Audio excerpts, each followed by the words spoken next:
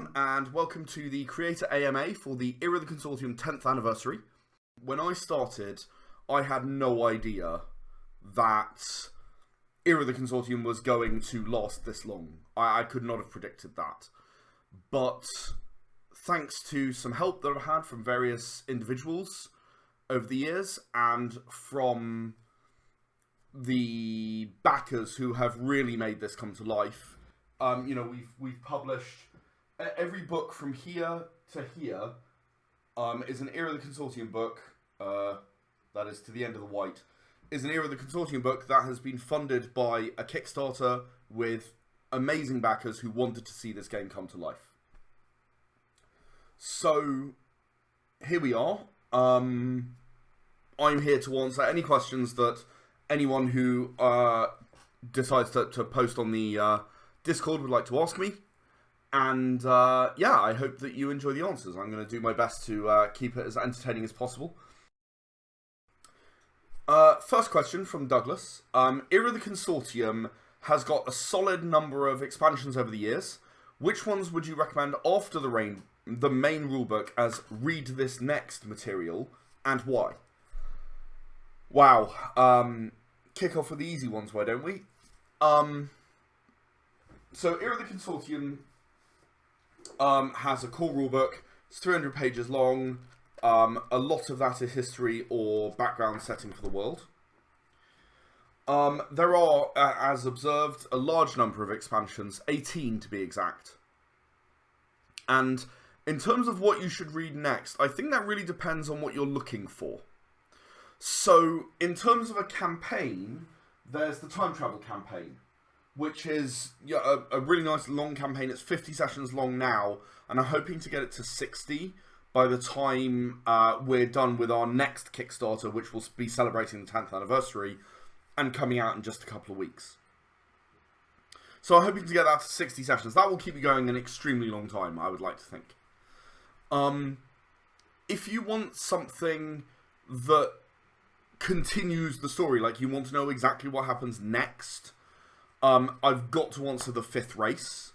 The fifth race is the events that occur following the end of the Era of the Consortium core rulebook story. But a number of expansions include stories that happen afterwards. If you want to have a really, really deep dive, and the book I am most proud of, and I think is the best, it's Revival, which you can actually see a picture of right there, because this is one of my favourite books that I have ever written. In fact, possibly my favourite book that I have written. It's a 15-session campaign. It includes story, it includes plenty of characters, equipment, and also maps of the starship that you're going to be exploring. BCR at the end, but I'm not gonna share that with you because spoilers.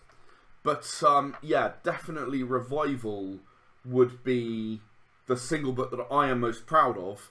But it's not necessarily the next go-to unless you're looking for a campaign that is inspired by Aliens and Dead Space when you are looking for the next thing to read. It's very specifically that campaign. But in terms of, I'm trying to faithfully answer this question, and it's not an easy one. We really are opening with quite a challenging one. In terms of where to go next, I'll tell you what. Here we go. If you enjoyed part 1, that is the background of the Era of the Consortium story, the most, then Fifth Race is the right answer.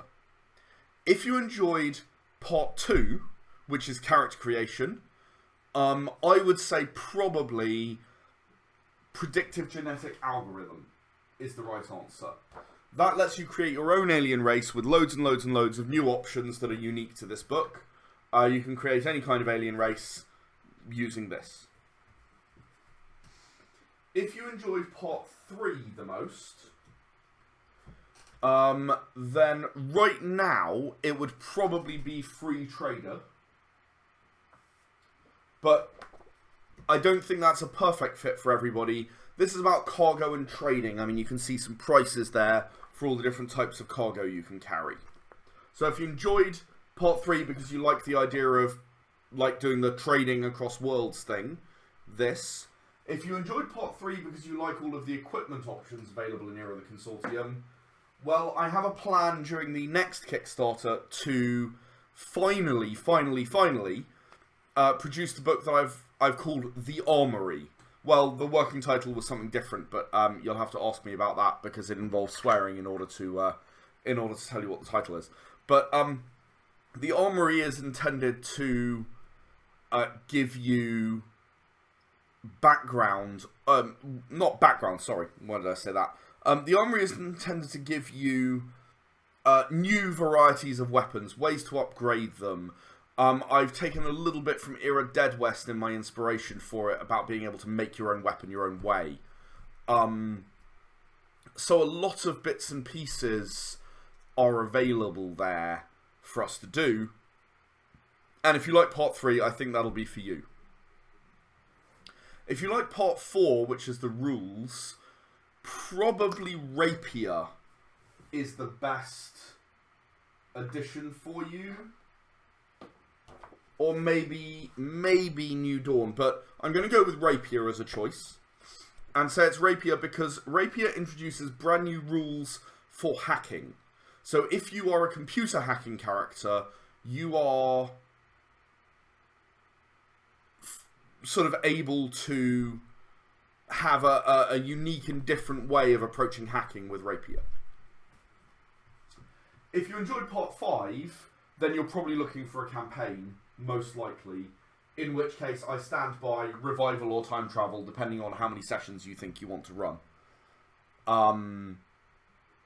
So, there you go. That's 5 answers for the price of 1. What more could you possibly want from a Creator AMA? I hope that's answered your question, Douglas, and I hope you enjoy checking out some of the expansions that we've written over the years. Cornboy has asked, actually 2 questions, ooh. When writing the world, or in this case solar systems for Era of the Consortium, what were my main inspirations for the setting? So, this might sound a little odd, but I actually find that very hard to answer. I have been a sci-fi fan for my entire life. And as a result, I sort of look at my experience of sci-fi as a bit melded together. But what I can do is tell you some of the things that I grew up with and really deliberately put in. So the first one I say is going to be the killer, isn't it? It's going to be, oh, that one was the primary. No, it's really not. They're all bits and pieces. In fact, if you want to choose one major influence for how I wrote this book, it's Frankenstein. Just the method by which the story is told. But in terms of building the setting, there are a lot of factors involved, and let me have a think. Let me give you some examples.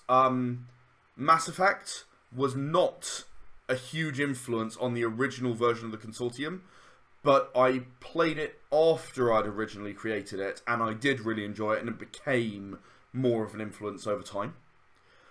Elizabeth Moon's novels, Vater's War in particular, but to some degree the Serrano Legacy, definitely caught my attention as well, and were involved in the way in which the world feels. Star Trek, Babylon 5, Star Wars, all the kind of great space-based things were definitely big influences for me.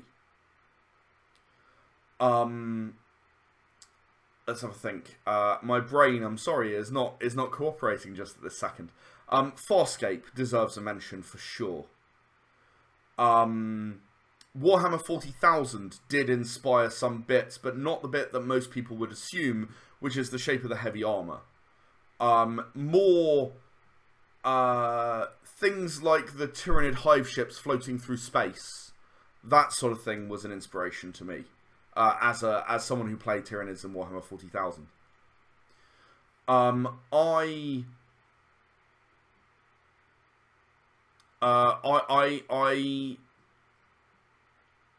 am still thinking. Let me think. Asimov. I realise that there are not robots in Era of the Consortium, but Asimov is definitely an influence on me.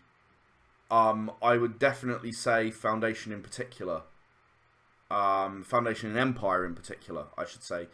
It is impossible not to say Dune. There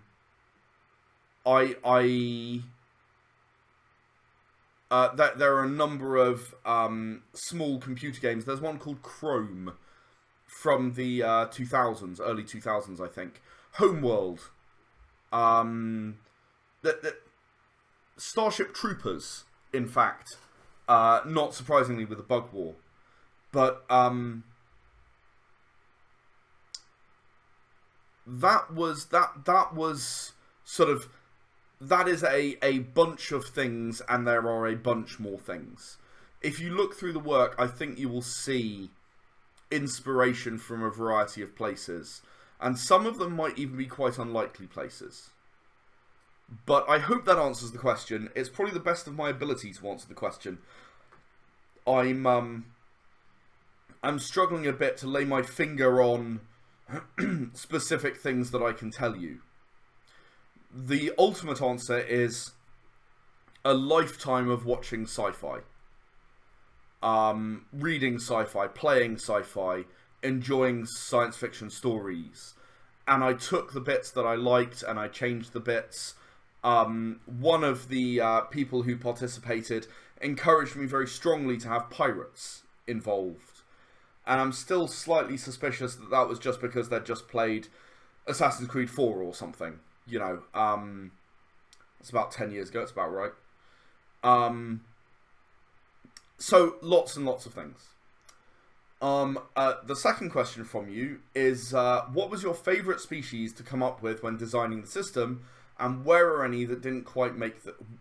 were there any, I assume, that didn't quite make the cut? I think the Eulutians are my favourite species in the Consortium. But it's a close thing, because I do like the Zimians as well.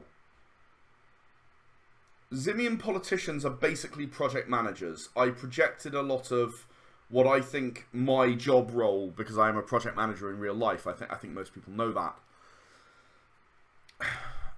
I projected a lot of what I think a project manager should be like onto Zimian politicians.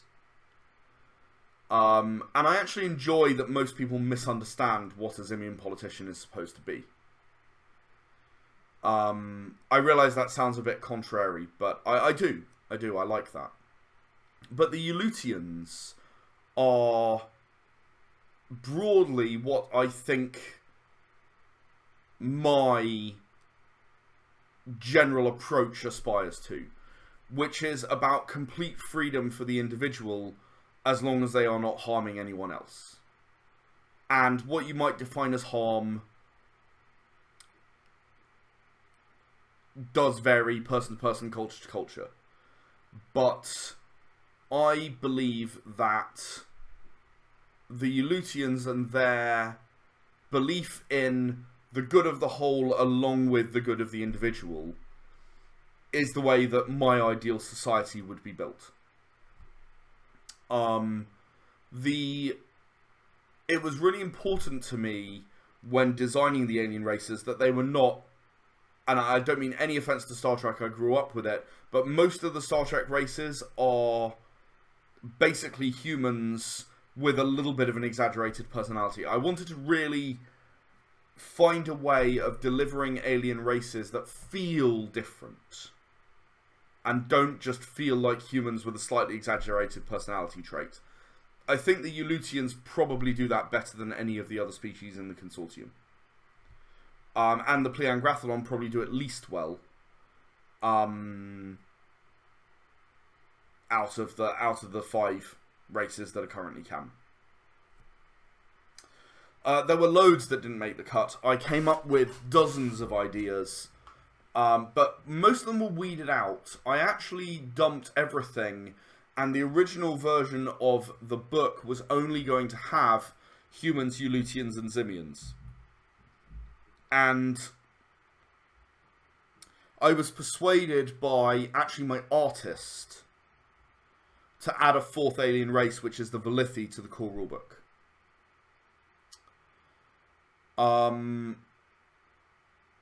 So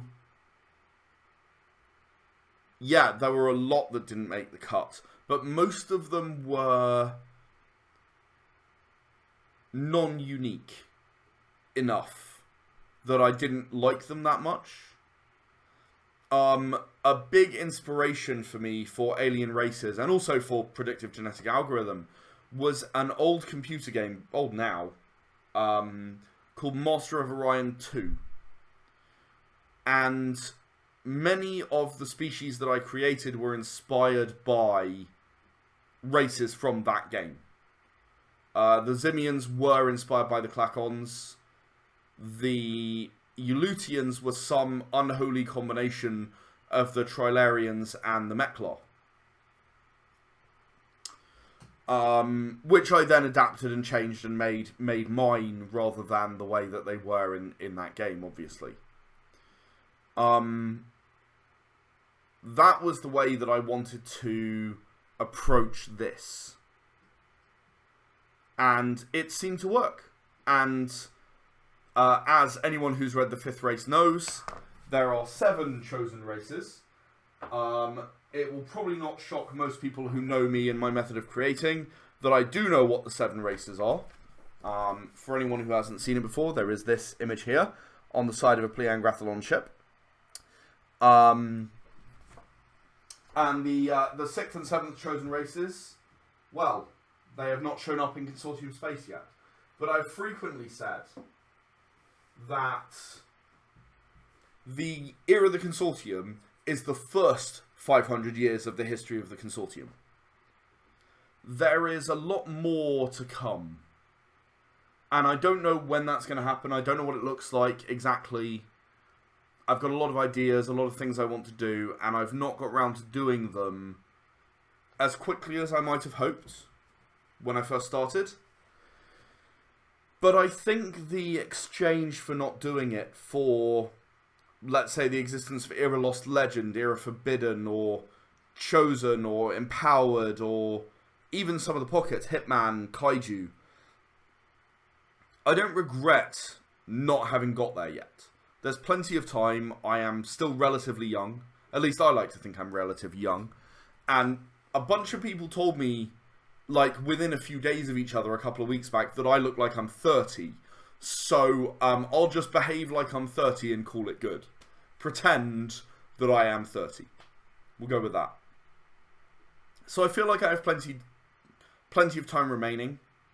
There's a lot more space, if you'll excuse the pun, to bring Era the Consortium to life. And I'm looking forward to the opportunity to do so. Give me 1 second. I've... excuse me. I'm just checking the channel. Given that this is the 10th anniversary of Era the Consortium, what does the future of the system hold? I've answered the... I've answered what the story is going to do, at least as far as I'm willing to at this stage. But the system... I have been playing Era the Consortium for 10 years. And I have very, very few things I want to change about the system. They work, and they work for new players, and they bring people in and engage them and let them play.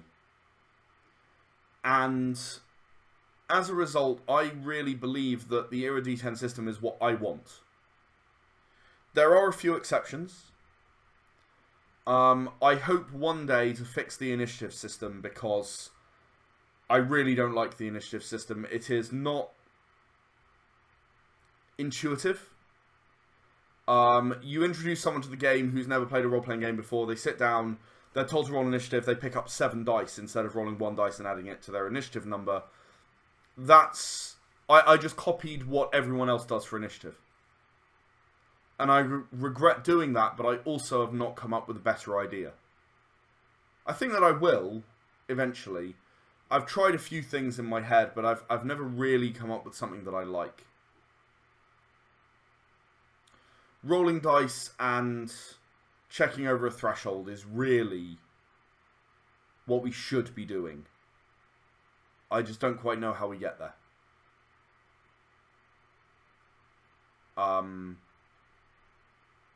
I've just come up with another idea. Well, never mind. Let's leave that on one side. It's quite overcomplicated, that idea I just came up with. No, you know what? You know what? It's an AMA. If someone asks, I will share it. For now, I will keep it to myself and move on to the next question. From another person in the channel. It took me a while, but I started to notice that mythology plays a big part in the naming conventions of the Consortium universe, from planets to weapons. Did anything specifically inspire that? Good question. I've always been interested in mythology, and I suppose the surface answer to this is, well, we name our planets after mythological beings. So I felt like naming them after mythological beings. Tyrannus, Sulis, Celtic deities. I felt like maybe that was a good idea. I tried to choose one of the ones with pronounceable names. Arorn. I tried to match the deity to the thing the planet was like. Tyrannus, the king of the gods, the center homeworld of the Consortium. Anku, the god of death, a planet where everyone dies. You know, no one survived landing on that planet. And so on and so on. I guess you could say it's my subtle joke, in a sense. When I had to name... There's only one weapon I can think of that is named after a mythological weapon, which is Caladbolg, which is all about destroying planets. And I felt a sword that cuts the top off hills feels like an appropriate name for it. It was not entirely independent of the planets that I chose a Celtic weapon, but it was not entirely dependent on the fact it was planets either. If there had been a better name for it that I felt fit better, I would have taken it. Why mythology, though? I've always been interested in mythology. I have always kept my sci-fi and mythology books side by side. I think I've always seen mythology as the sci-fi of ancient times. Fine, it was magic, it was gods and divine power and all the rest of it, but it was exploring tales of morality, tales of right and wrong and grey, and you know, the idea did not exist. I'm thinking of Greek mythology in particular, just as an example, but the idea did not exist that the gods were perfect. They weren't. They were terrible a lot of the time, but that sometimes they got it right. And I think that well-written sci-fi is similar in that way. So I suppose I could say, yeah, something inspired that. It was that mythology and sci-fi have always been linked in my mind. And you can call me insane, you can say that's ridiculous, and I'd understand. But to me, they are the same kind of storytelling. They taste similar, despite the lack of spaceships in most mythology. That's all the questions for now. I can see someone else is typing. I'm just going to remind everyone that I am happy to answer any more questions that people have. So give me one moment while I do that.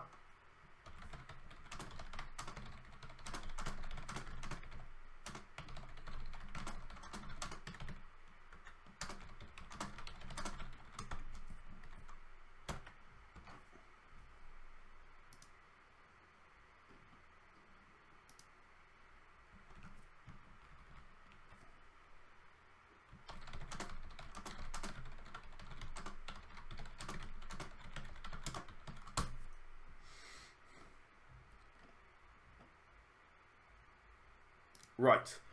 Cornboy has gone ahead and followed up and asked about the initiative system. So, the logical thing to me is to look at the standard paradigm of the game. You roll two things, and you look for a threshold. And I think, therefore, some kind of roll, and I don't really know what roll it would be, but if the threshold, rather than number of dice, was defined by your initiative score, and the roll was something like wits and dexterity or whatever, you know, like I'm just hypothetically, it would be more like a normal roll, and the threshold would still vary for each individual, meaning that, you know, if you build up your wits and your willpower so that your initiative is good, obviously you'd need to do 10 minus the initiative or whatever, in order to have your threshold. But that would allow you to roll some dice and search for a threshold that is unique to you. Roll for successes. The problem with any multiple dice roll on this is tie breaking. Because if you have 8 people roll initiative, you are very, very likely to have a lot of tie breaks. Everyone's going to get 3 or 4 successes, right? So I've not solved that problem at this stage. I actually just thought of this just now. The idea of like 10 minus your initiative number. So let's say your initiative number is 6 from 2 willpower and 4 wits. You would have 10 minus that, it'd be 4. And that would be... 10 minus that, it would be 4. Yeah, no, I did get that right. So you'd be looking for a 4 plus on any dice.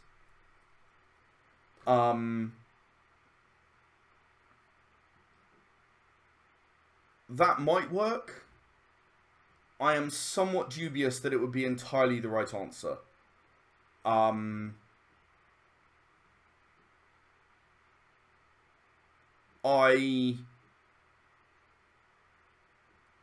need to think more about it. And right now, my mechanical brain is working on Era Soul Mist because I'm redefining combat rules significantly.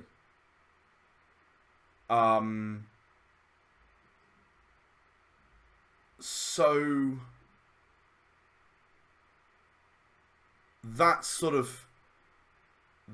I'm sort of going with here, as a concept. It's not the right complete answer, but it's a start. It's a beginning to it.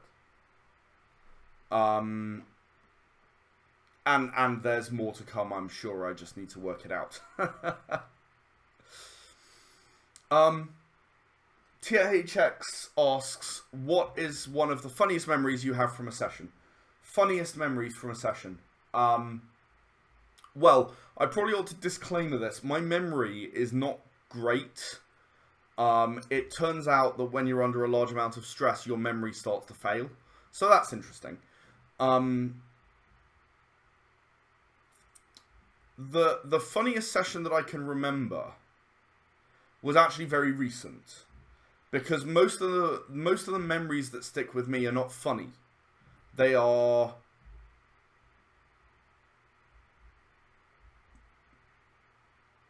epic.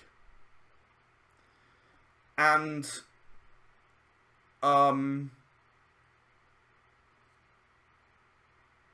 as a result, the funniest one I can remember at the moment is, and I'm assuming, THX, that has to specifically be Era of the Consortium. It would be trumped by one of the Liars sessions I did, but I'm going with Consortium. There was a person who joined the campaign a couple of sessions late. Maybe it was one session late, I don't remember. But he stopped off in the shuttle because he thought it was his space Spoober. And he was brought to the secret base and therefore conscripted. Now the thing was, he was actually ex-Smirtios security, and it gets worse because he knew the admiral who was in charge of this secret base. He had known him as Lieutenant Taser, because he had trained at the same base, and whenever Lieutenant Taser, Bryce Christopherson, used to get angry with someone, he would tase them into the ground until they begged for mercy. So, every single time Admiral Christopherson was trying to tell a story, or not tell a story, I mean, a brief on a mission, this character, whose name was Don McLean, he would go off on a story about how Lieutenant Taser would have tased him for that. It was really quite amusing in the moment, because it was whenever I was trying to do something serious, this guy would make me burst out laughing. So, and the thing was that I decided, fine, I'll play into this.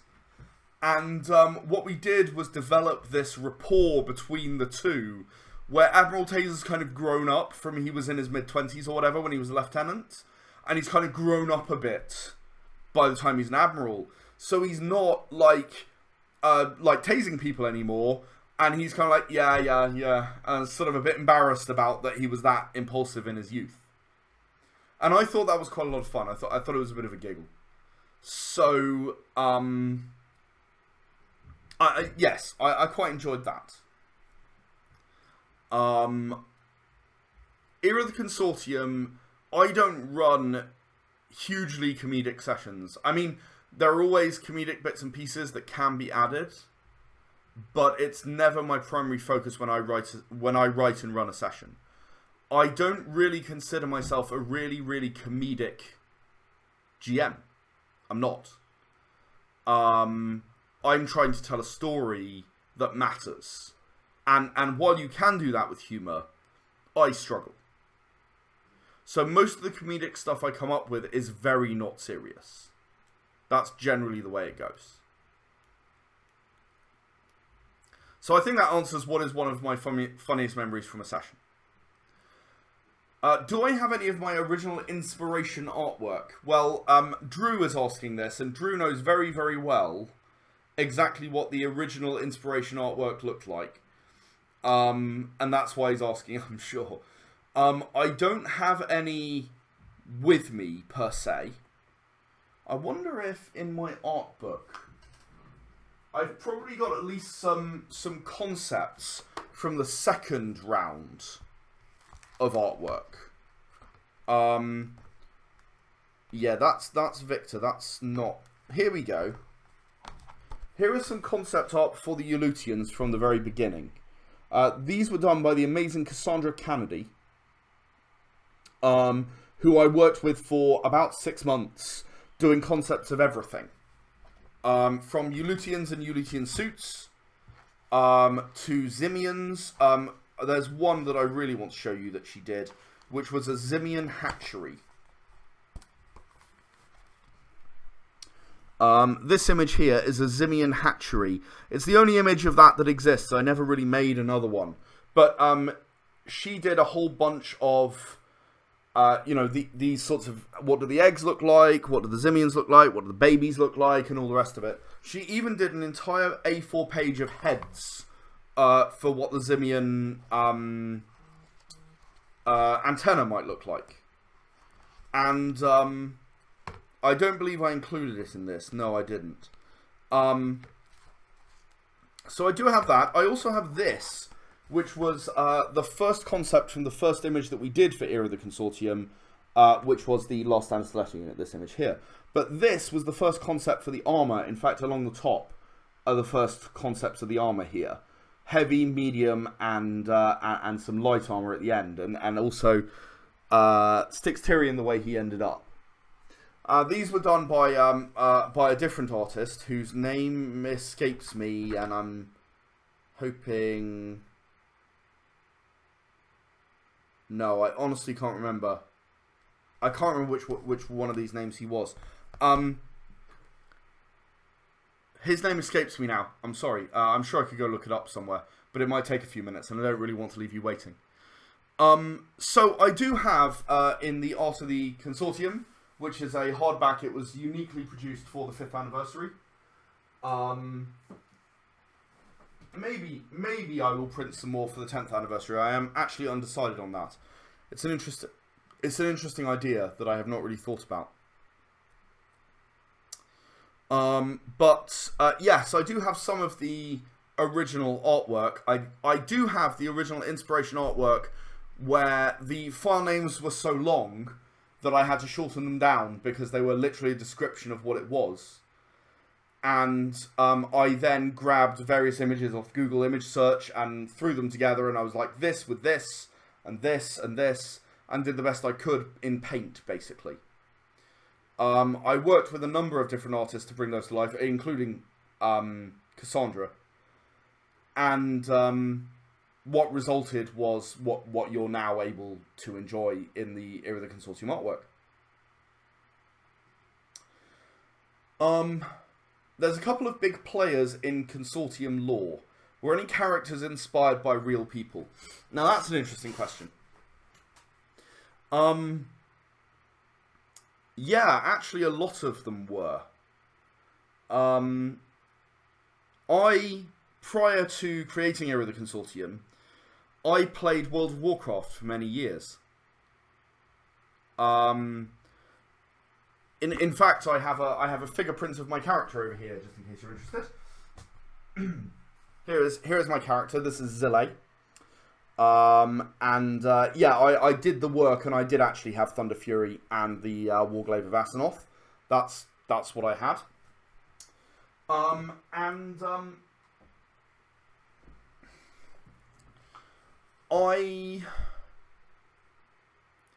I ran a raiding guild for many years.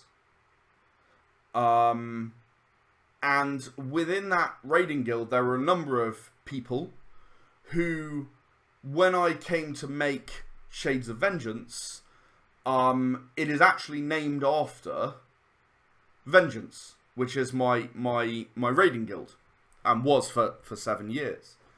The reason it's named that is actually Drew, who sat in this channel right now listening to us. Drew was the person who told me, "Hey Ed, you should publish this." And as a result, although I'd stopped playing World of Warcraft by that stage, I thought, okay, well this is kind of like the spiritual successor to Vengeance. I should include that as part of everything that's part of this endeavor. And that's why it became Shades of Vengeance. Several of the different things within the world were named after or because of members of my raiding guild. I thought it was a nice way of bringing them into my world.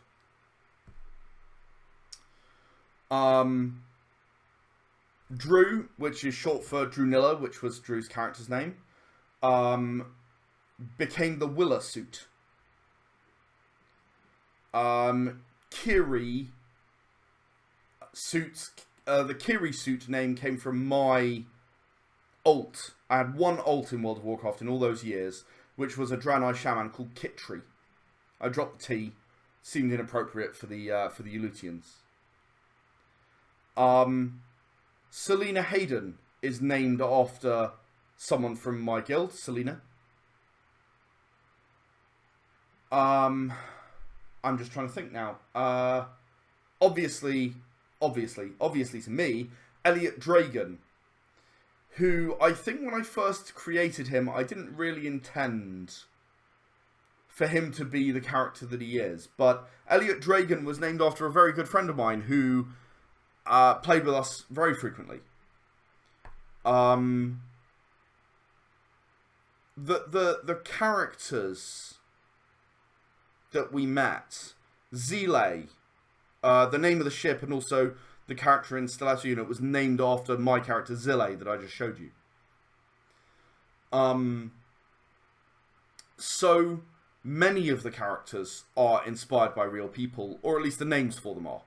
I am terrible at naming things, as anyone who's ever asked the name of a god or asked me to name a place will know. For the record, Elliot Dragon is nothing like the friend that I made on World of Warcraft. He was a lovely guy, and Elliot Dragon is far from that. But it's a memory for me. It's a reminder of where Era the Consortium came from. And a reminder of the people who've helped me to get here, where I am in my life. As a project manager, as a leader, as a creator, I don't think I would be here without the people who were involved in the various stages of my life. So hopefully that answers that question. We've got about 15 minutes left. Does anyone have any more questions that they want me to ramble on about?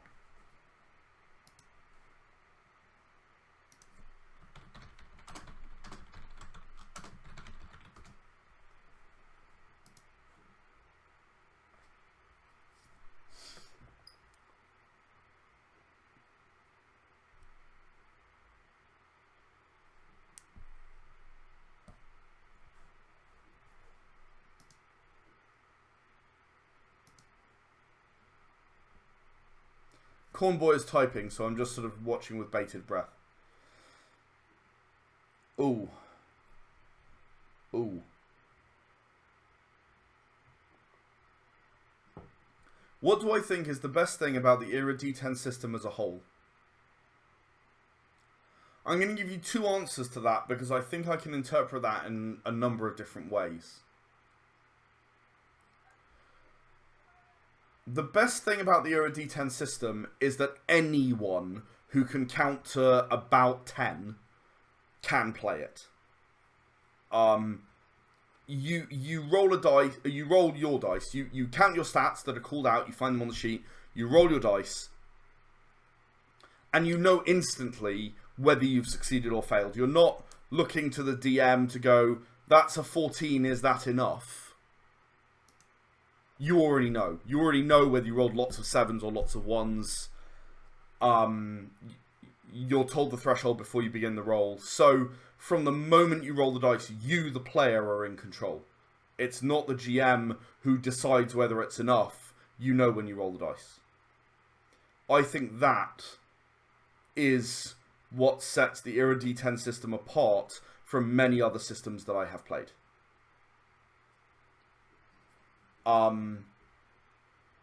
It's not the only system that does that. World of Darkness is a system that I owe a lot to. But obviously I took that and I changed a lot of things because I do not like the way that certain things work. Secondly, mathematically, what's best about the Era D10 system as a whole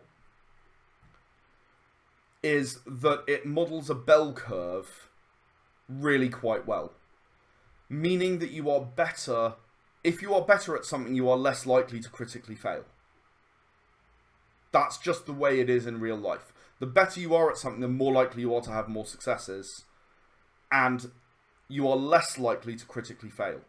On a single dice system, whether it's D&D, whether it's Eclipse Phase, whether it's whatever, you either just have a flat equal likelihood that running in you're going to drop your sword on your foot, whether you are an experienced swordsman and this is your 100th battle, or whether you've never held a sword before in your life. So that's a problem, in my opinion. Or you have a lot of mathematical jiggery-pokery to avoid that from happening. So Eclipse Phase is one of my favourite games of all time, outside of era games.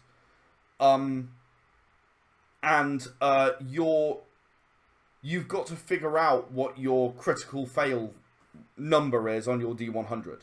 So you're going, oh, well, on this roll it's 30 or less, on this roll it's 10 or less, on this roll it's 5 or less, on your D100. So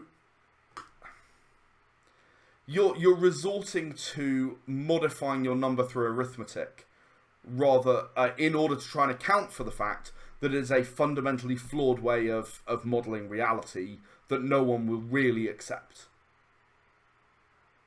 And I think that's an advantage of the Euro D10 rule set.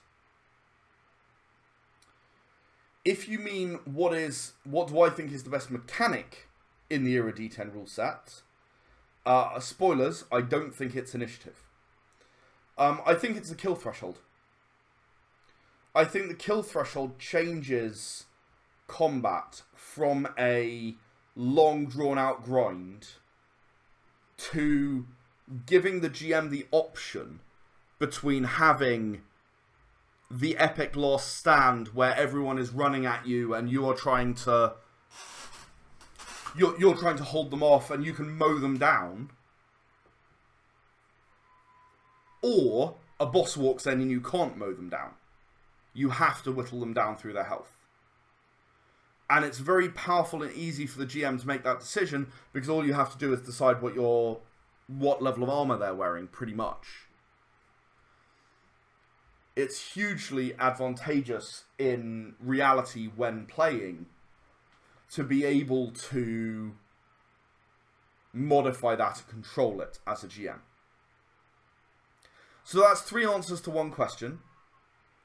Did it answer your version of the question, though? That's really the question, Cornboy. I'm not sure, because there are a lot of ways of interpreting it. Good, excellent. I'm glad to hear that. Any more questions? I can see someone's typing.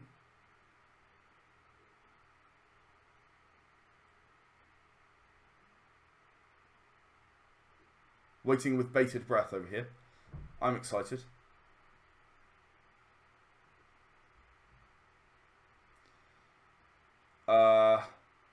Oh, God.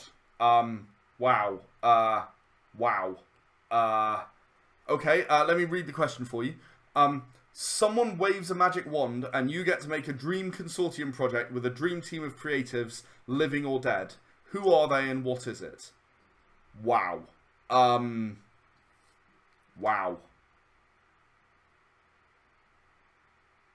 Wow. That's tricky.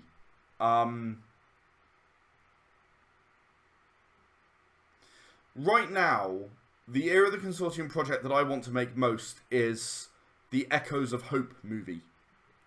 And I haven't talked about this very much publicly, but I'm willing to sort of reveal a little bit about what my concept is. The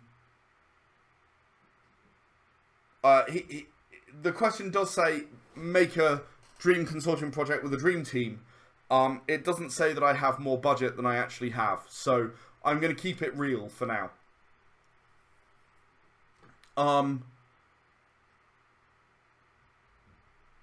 I would like to make the Echoes of Hope movie. I'm going to go with that.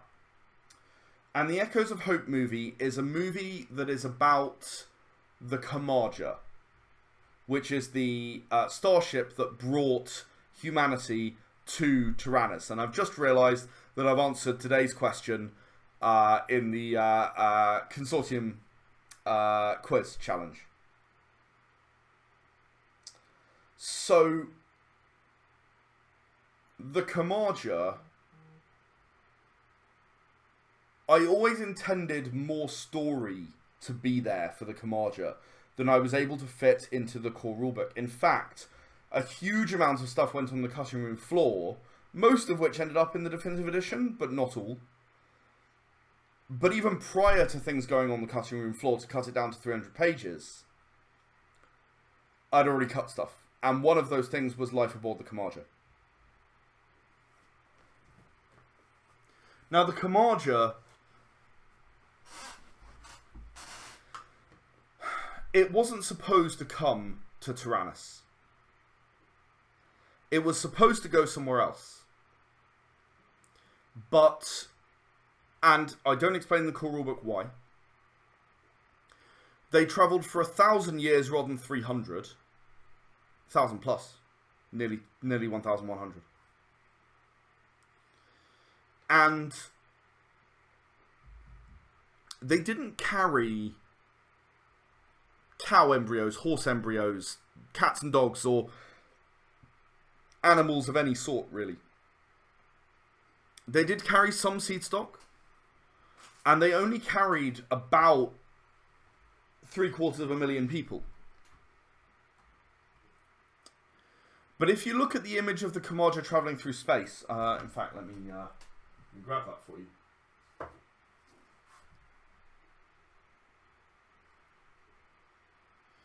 Given that all of the population who travelled were in stasis... Oh, that's not it. Try again. Given the population that travelled were in stasis,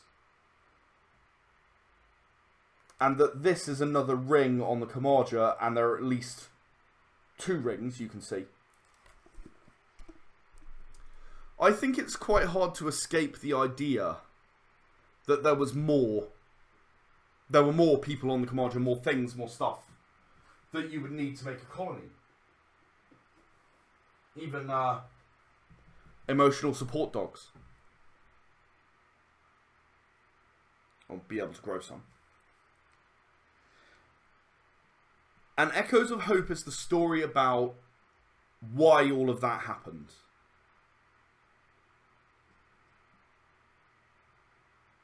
What happened that made them change course away from where they got to?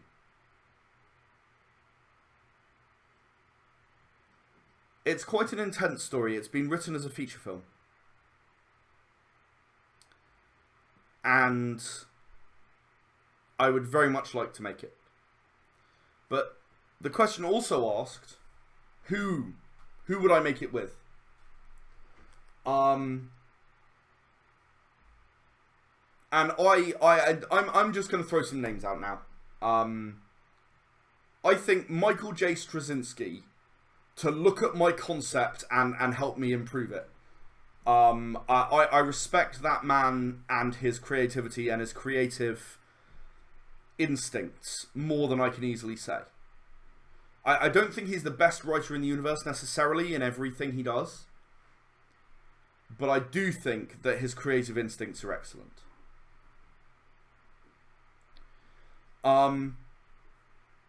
Writing. The big problem is that I don't have lots of writers that I respect their writing in the sci-fi space, because I'm very much a fan of classic sci-fi, and as much as I love Asimov, he's not the best writer in the universe. Ditto Frank Herbert or Heinlein, or you name it. But there is one writer who really comes to mind that I would love to be helped with the writing by, and that's Elizabeth Moon. Her writing, for whatever reason, engages me. Right? More so than most sci-fi writers. Kevin J. Anderson is another fantastic writer who I would love to see what he would do, helping me to rewrite this and make it better.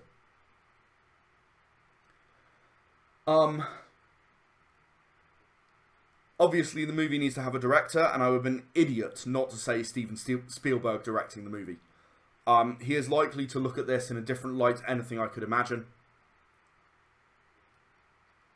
And I think that would just be incredible. The movie has a tiny cast. There's one female and one male character. And I don't really have a dream casting for them, but if I was to pick someone, and now I know that a lot of the people who know me are giggling in the background because I'm terrible with names. Let me think. I actually had a semi-serious conversation about this at one point, and I didn't think it was ever going to happen. And I still don't, but it was a semi-serious conversation, surprisingly so. I actually think that Daniel Radcliffe would be a really good fit for the male lead of this movie. He's now the right age. And he would be a really good fit for it, I think.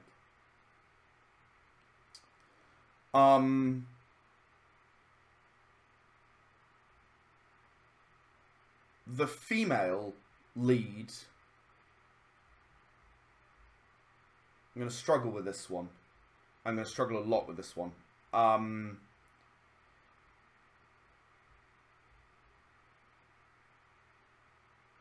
I suppose what I really kind of want in the vibe is Alice Cridge, I guess. But I'm not certain that there isn't an actor that would fit it better. Alice Cridge plays the Borg Queen in Star Trek First Contact. And I don't want her to play it like the Borg Queen. But the vibe that she has, that in control,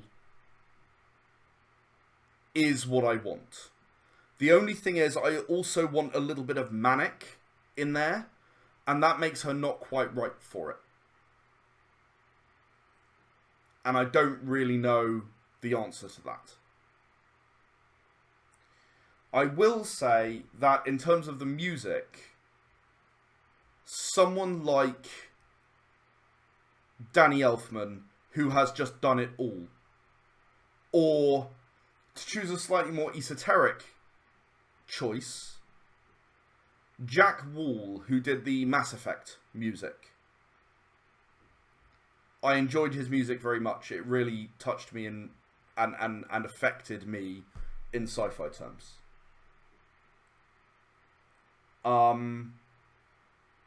So that's the answer. That's my answer to that question. Hopefully that is adequate. I did not find that one very easy. So I've got one more question and only a couple of minutes to go. However, if there are any more questions in the channel at the end, I will answer them before I log off. However, the cutoff will be at 1.5 minutes from now, give or take, for someone to at least be typing a question if you have one. So I'm going to go on to what is the significance of and the story behind the Park statue on Tyrannus. Now, I should say, that image is there. That's why I glanced in that direction. This is one of my favourite images from the entire game. Kamaja Park is one of the first images that I worked on with Victor Adam Minguez, who also did the Kamaja, the spaceship image I just showed you. And it doesn't come across very well here, but that's the image we're talking about. And the question is about the Park statue. So I thought a lot about what colonization might look like. If you were to leave home, Earth, forever, and you know you're never coming back, what would you do? How would you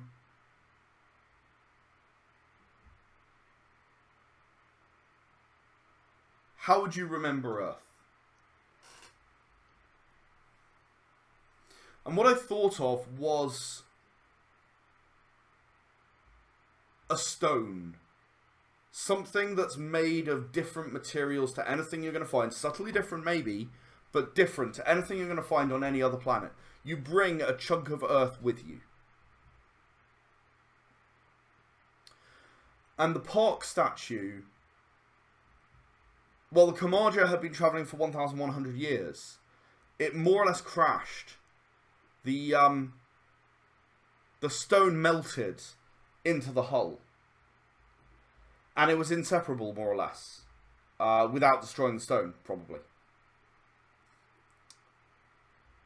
And so what they decided to do was build this Park statue, this monument, to the journey that they took.